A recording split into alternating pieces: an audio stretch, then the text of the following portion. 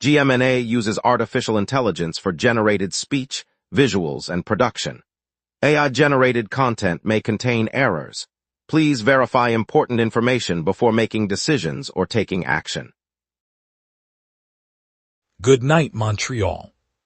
Yesterday, emergency crews responded to a distress call along the historic Latching Canal after a young adult slipped into the water. A second individual seeing the fall leapt in to attempt a rescue, and both were pulled from the canal by first responders. Paramedics transported the two adults to hospital, where they remain in critical condition. Police officials confirmed that the incident occurred near the canal's eastern towpath, an area known for recreational use and past accidents. The city's public safety department reminded residents that the waterway's currents can be swift and that proper precautions are advised. Investigators are reviewing the circumstances surrounding the fall. No other injuries were reported, and the canal will remain closed to the public while authorities complete their assessment. City officials said the incident will lead to a review of safety measures and the possible addition of signage along the canal. Two class action lawsuits were lodged today in the Quebec Superior Court, targeting the city of Montreal and several West Island municipalities. Plaintiffs allege the municipalities ignored known flood vulnerabilities despite warnings and failed to take adequate steps before the heavy rains of June 20th that inundated streets and basements across the West Island. The complaints say the authorities had long been aware of the area's drainage challenges, but did nothing to reduce the risk. Residents affected by the June storm are seeking compensation for property damage and a court order compelling the municipalities to upgrade storm water infrastructure. Lawyers for the claimants argue the inaction contributed directly to the extensive flooding that displaced families and forced emergency crews onto the streets. The court will now review the filings and determine whether the case proceeds to trial. The Patriote de France's much-anticipated aerobatic display slated for today over the island in Quebec City will lift off 2 hours later than planned.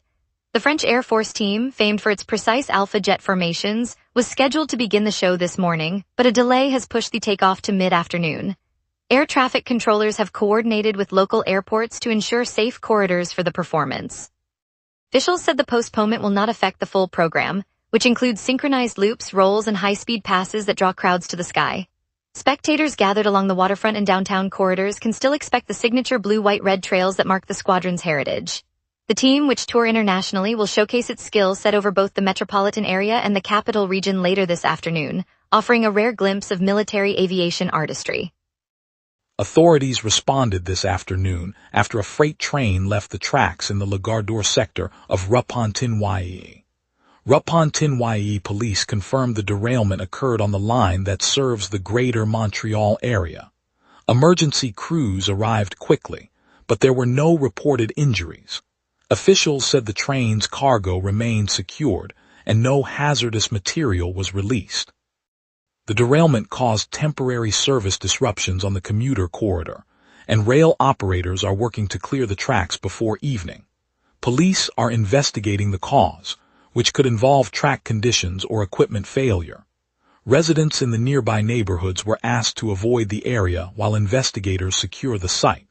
The derailment automatically shut down the signal system, stopping all trains on the line until engineers inspected the track.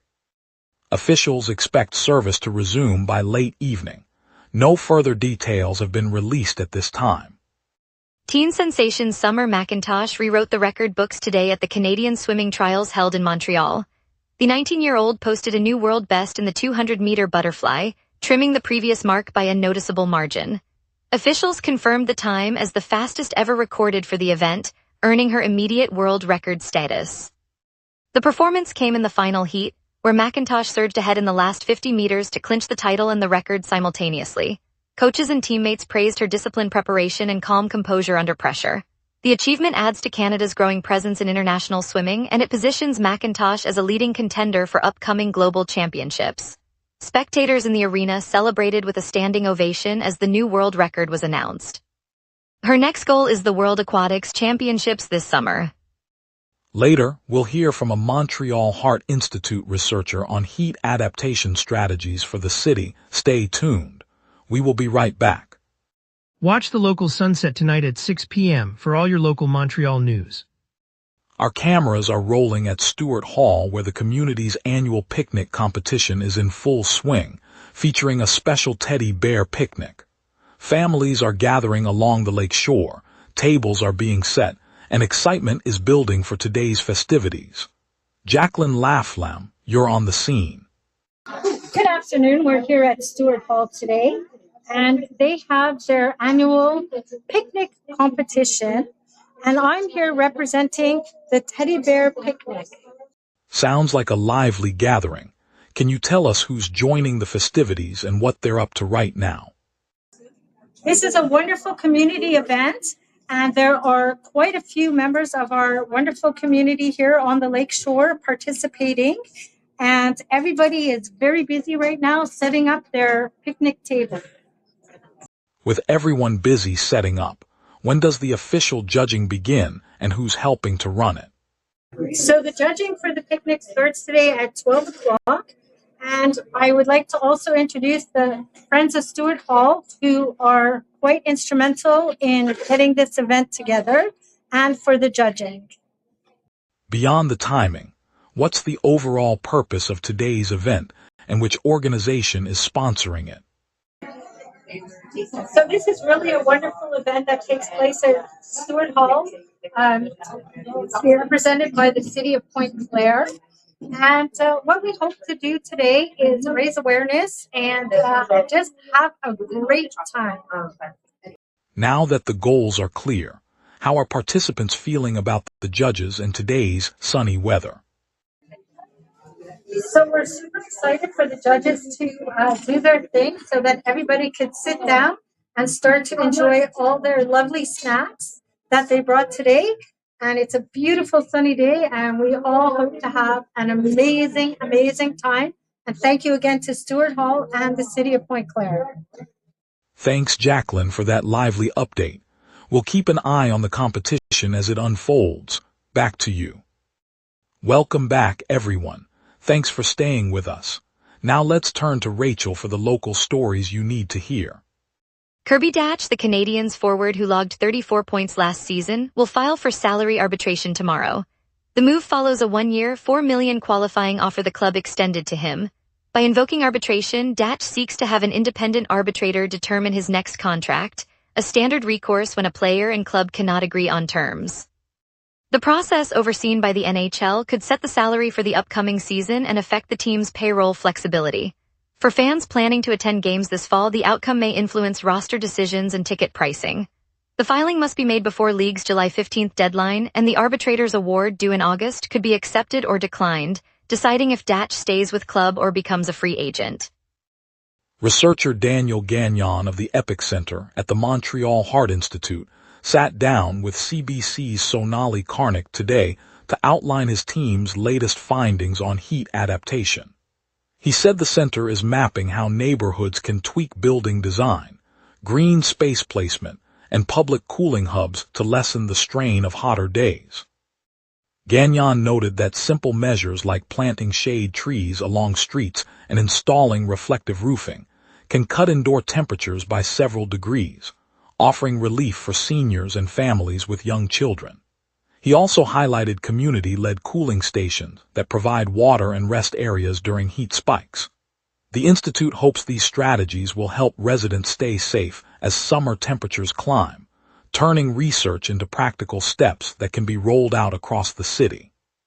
For Montreal families who often spend evenings on balconies, these tips could make a noticeable difference. At 6 a.m. this morning, a residential fire ignited in the Rivière des Prairies Pointe-aux-Trembles borough, drawing an unprecedented response from the city's fire services. Roughly 100 firefighters arrived on scene within minutes, deploying hoses, ladders, and a command unit to contain the blaze. The flames, fed by wooden structures common in the neighborhood, have scorched several homes and forced the evacuation of nearby residents. Thick smoke continues to billow from the two-story houses as crews work to prevent further spread toward adjacent streets. Power has been shut off in the immediate area, and traffic on Rue de la Rivière is being rerouted around the incident. Officials say the investigation into the cause will begin once the fire is fully under control and additional resources remain on standby. Neighbors reported hearing alarms as the fire roared, and several families are currently sheltering at a local community center. Import sys. Def sum numbers in file path. Total equals 0. Try. With open file path R as file. For line in line strip, split. Try. Number equals float, line. Total plus equals total. Accept value error. Continue. Print fsum, total. Accept file not found error. Print f error, file not found file path. If name equals main. If len sys argv equals 2. Print usage Python. LC. Some numbers in file sys argv1. The obstetrics department at Ville Marie Hospital in Témiscamingue has shut its doors for the bulk of the summer, officials confirmed today. Expectant mothers from the surrounding region will need to travel to alternative facilities for prenatal visits, ultrasounds, and delivery services. Health authorities say the temporary closure is tied to seasonal staffing shortages and planned renovations, though no specific reopening date has been set. The move comes as many families already juggling childcare and work schedules, meaning longer commutes and potential delays in care. Local clinics are advising patients to arrange appointments early and to verify which hospitals remain fully operational. While the hospital continues to offer other medical services, the obstetrics unit's absence is expected to increase demand on neighboring centers throughout the season. Some families are reconsidering home birth options, while others are coordinating with midwives to bridge the gap. Now, let's check the forecast and see what tonight's weather has in store for us. A deepening high-pressure ridge and a fast westward jet are quelling any chance of rain tonight. On this date, the all-time high reached 34.4 degrees Celsius in 2018, a spike that rode the tail end of an unprecedented heat wave across the province. The all-time low fell to 13.7 degrees Celsius in 2017, recorded during a sudden Arctic air surge that snapped a string of mild nights. By contrast, the climatological normals sit near 29 degrees for the high and 16 for the low, underscoring how today's 30 degrees feels warm but not record-breaking. The live radar shows a clear swath from the St. Lawrence out to the Laurentians, with no echo returning anywhere in the basin. That emptiness reflects the high-pressure dome that is sinking, suppressing lift, while the powerful westward jet streams the moisture aloft far to the east. With no cells forming, precipitation will remain absent through the night, and the map will stay quiet as the system drifts eastward. Turning now to tonight's outlook. At 11 p.m., the city sits under partly cloudy skies with a temperature of 24 degrees and humidity 38%. A light north wind of 7 kilometers per hour brushes the streets, while the dew point rests at 9 degrees.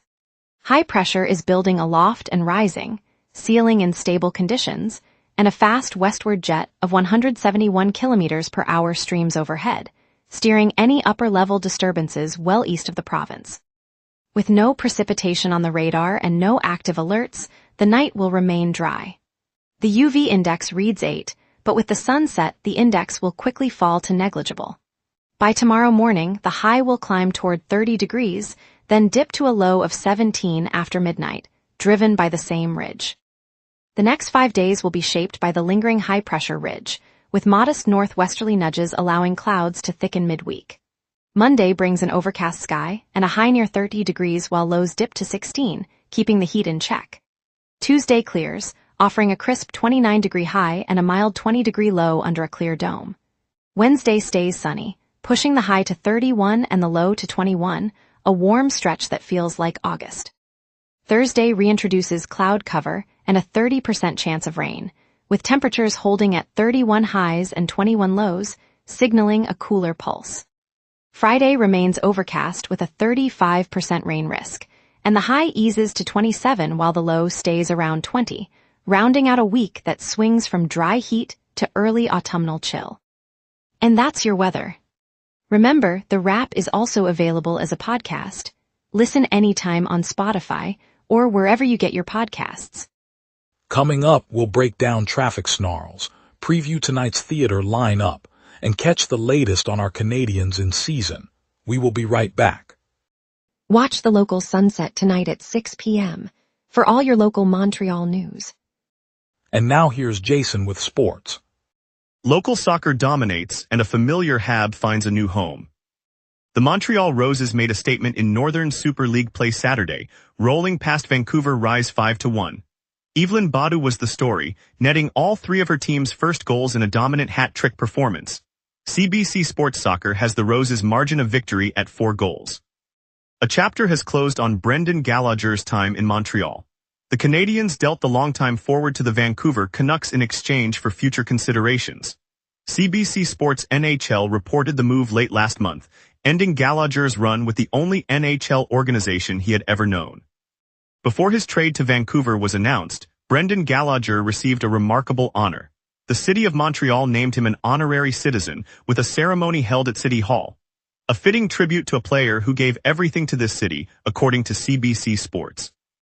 On St. Catherine Street, the familiar red and black sign of Steve's Music is being lowered for the last time, marking the end of more than 60 years of melodies, lessons, and community gatherings. Inside, the polished hardwood floors echo with the soft hum of a dozen guitars, a battered upright piano that survived every era, and the laughter of a teenager who just nailed his first chord after a decade of weekly lessons. One of the store's veteran clerks, Marie, has been there since the 70s, and she paused today to hand a handwritten note to a regular who has been buying records here since his youth. The note reads, "Your first vinyl, our final day. Thank you for filling these walls with music." The customer, eyes glistening, lifted the record, a rare pressing of a local band that first played in the shop's backroom, and placed it on the counter as a quiet tribute. It's a bittersweet farewell, but the melodies that started on these aisles will travel far beyond the storefront, echoing through homes, studios, and the streets of Montreal. The city's love for music endures, even as doors close. On a crisp Saturday morning in the Plateau Montreal, Rachel Reed stands outside Café Olympico, a modest espresso bar whose turquoise awning has become a neighborhood landmark. Today she's joined by the owners of 3 other local haunts, Café Parvis on St. Laurent, Dispatch Coffee in the Myland, and Café Vienne on St. Denis, each holding a sleek card that reads World's 100 Best Coffee Shops, North America. The guide places all 4 cafes alongside establishments in Seattle, Mexico City, and Kingston, a testament to the city's coffee culture. Inside Olympico, the scent of freshly ground beans mingles with the soft hum of French-Canadian jazz, and barista Leia pulls a perfect crema crown latte that she slides across the counter with a smile that says, "We've earned our place."